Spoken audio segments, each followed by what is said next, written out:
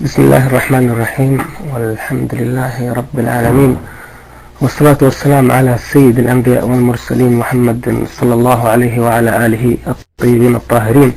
أخواني الكرام، إذا كان في صوت أرجو تعطوني بس رقم 1 على التكست. في صوت يا جماعة؟ أوكي. أولا أخواني الكرام، أنا كنت من الناس، كنت سني، وبفضل هذه الغرفة وبفضل القائمين عليها الحمد لله الله من علي. أخواني الكرام، بس حبيت أشكر الغرفة هذه على ما قدمته لي صراحة من تنوير وإضاءة طريق الحق، وبالأخص أخوي الكريم أشكر الأخت بنت الهدى لأنها بصراحة بذلت معي مجهود كبير جدا. في البداية لما كنت أعرف طريقة التعامل مع الغرفة كنت أكتب كثير على التكست وطردت أكثر من مرة، لكن أرجع وأقول معكم حق واعذروني على إذا كان صدر مني أي خطأ. لكن حبيت أشكر جميع الأخوان القائمين على هذه الغرفة، وبالأخص الأخت بنت الهدى.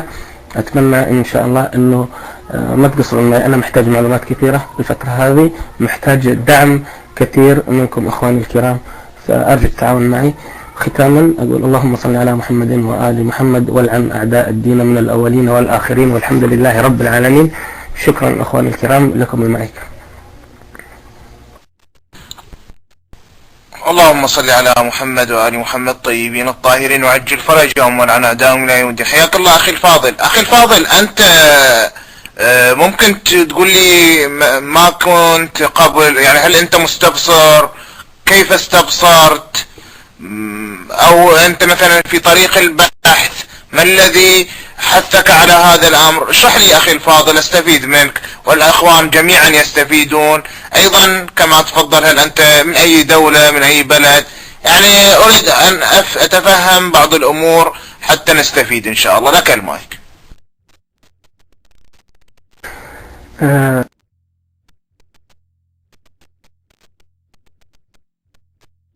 اخواني الكرام، انا قصتي انه انا اساسا من المملكه العربيه السعوديه، من اهل اطلاع.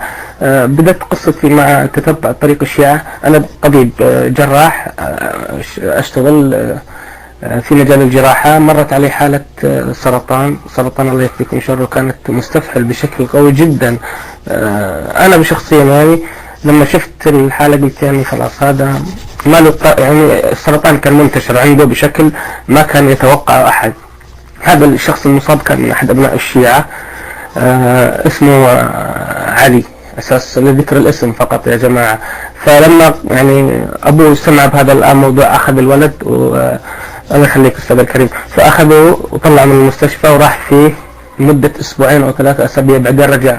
أنا شخصيا يا جماعة أقسم بالذي لا إله إلا هو، أيوة جراح، أنا شخصيا أنا من نظرت الحالة كأن السرطان لم يكن موجود في هذا الرجل. سألت أبوه ما هو العلاج الذي استخدمت، اللي قال لي حاجتين: إنه أخذ ابنه إلى العراق عند حضرة الإمام الحسين، يعني بالكرامة اللي الله أعطاها للإمام الحسين أصبح الولد كما أرى. بالإضافة أنه كان يداوم على يعني كان يضع يده على جسد ابنه ويذكر يعني يقول اللهم صل على محمد وآل محمد 1000 مرة يوميا. فأنا لما شفت الحالة بصراحة هذا الموقف خلاني أتوقف عنده وأنظر يعني بعين التبصر لهذا الموضوع. أنا شخصيا رأيت هذا الموضوع ومستعد أن أقف أمام الله سبحانه وتعالى وأحاسب على هذا الموضوع شخصيا لو كنت نقلت بنقل غير صادق. أوكي إخواني الكرام، لكم المايك. اللهم صل على محمد وآل محمد الطيبين الطاهرين، وعجل فرجهم والعن أعداءهم إلى يوم الدين. حياك الله أخي الفاضل سو كليفر، حياك الله وبياك.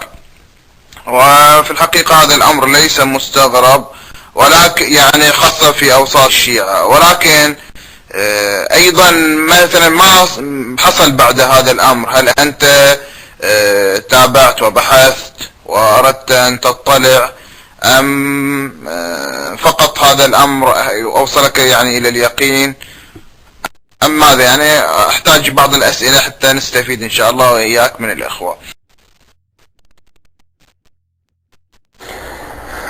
اللهم صل على محمد وآل محمد.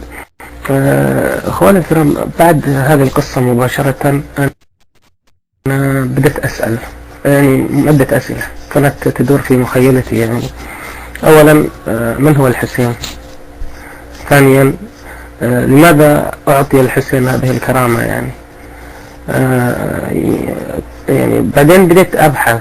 الحسين ما يعني يقع في اي رقعة في اي مكان. انا لمعلومكم الشخصي اعترف لكم بكل صراحة، قبل هذا الموضوع ما كنت من الناس المتعلقين بالدين، كنت فقط أؤدي الواجبات كشخص، يعني مجرد الصلاة أو يعني صدقة، زكاة، حج، صوم، لا أكثر ولا أقل. لكن ما كان عندي نقاط استفهام يعني حول إخواننا الشيعة إني أكرههم مثلا أو لا، بالعكس كنت يعني كانوا لي علاقات كثيرة، لكن ما كان عندي باب إني أسأل. بعد هذا القصة بدأت المشوار. من هم الشيعة؟ من هو الحسين؟ ما هو عقيدة أهل الشيعة أو الشيعة؟ لماذا سموا الشيعة بهذا الاسم؟ بديت أسأل، بديت أدخل على مواقع. البعض يعطيني تقريع، البعض يعطيني معلومة، البعض يضحك، أنت أصبحت من أهل الضلال و يوم من الأيام سمعت معلومة من واحد من مشايخنا احنا السنة يتكلم في حق علي بن أبي طالب عليه السلام بأسلوب غير جيد. أنا ما راح أذكر لكم يعني ماذا كان يقول، لأنه بصراحة عيب يعني، وإن أغضبت البصر يعني عن كون علي بن أبي طالب عليه السلام كخليفة للشيعة أو كإمام للشيعة، كونه صحابي تربى في حجر الرسالة وزوج البتول وأبو السبطين، والنصوص حسب ما قرأت في الفترة الأخيرة اللي قرأتها يعني النصوص اللي في القرآن معظمها تنص على الإمام علي. عيب أنه كشخص يعني يبيع الدنيا أو يبيع الآخرة ويشتري الدنيا بدراهم قليلة على أساس إرضاء بعض الشخصيات حواليه. ما عجبتني هذه الكلمة، ما عجبتني من جد يعني. فوقفت أثناء المسجد قلت له علي بن أبي طالب أحد العشرة المبشرين بالجنة، ولا يصح أن نسب يعني صحابي. شتمت في المسجد وطردت من المسجد اللي أنا كنت أصلي فيه يا جماعة، طردت من جد يعني. وحاليا أنا أعاني في مشكلة مع الأهل، يعني ما أدري يعني مشكلة كبيرة جدا. الكل ينظر لي نظرة غريبة في المجتمع السني حاليا. مثل ما أقول لكم قد أكون عايش عزلة، الكل ينظر لي. الكلمة اللي تردد في وجهي الآن الله يهديك ويوريك طريق الصلاح، من إخواني يعني ومن زملائي. مو ندمان، شو تقولي هو ندمان؟ عكس، ماني زعلان. صحيح إني بكيت بكاء إني ضيعت فترة من حياتي ما كنت أعرف عن هذه الأمور شيء. أحد الزملاء ذكر لي هذا الغرفة، إنه في غرفة في الإنترنت اسمها غرفة الحق، راح تفيدك في هذا الموضوع. طبعا اللي أعطاني هذا المعلومة شخص شيعي. دخلت أبحث عن غرفة الحق أول شيء، ما كنت عارف الرابط وكذا.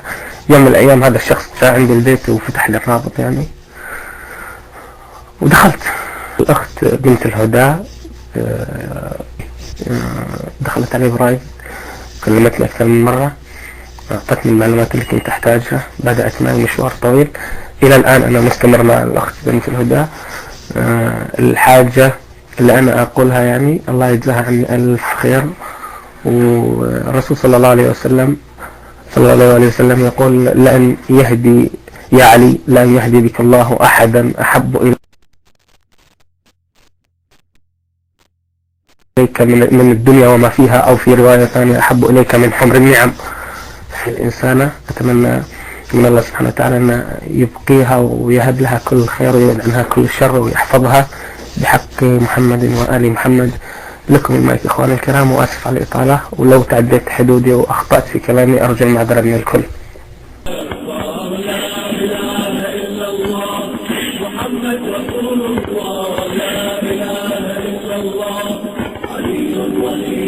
اليوم السنة تشيعوا، أدركوا السنة يا عباد الله، السنة تشيعوا. لا إله إلا الله. والله يا أخوان ما خطر على بال الإنسان واحد سني يصير شيعي، واحد سني أبا عن جد مضروب يعني أصل وصوله في عمق البادي، ولد حمو يصير شيعي، وشون يصير شيعي ما نعرف. هي كلمات أحذر بها نفسي وإخواني المسلمين من هذا الأخطبوط الشيعي الذي بدأ يزحف على المسلمين. حيدر حيدر حيدر حيدر الله أكبر لا إله إلا الله محمد رسول الله.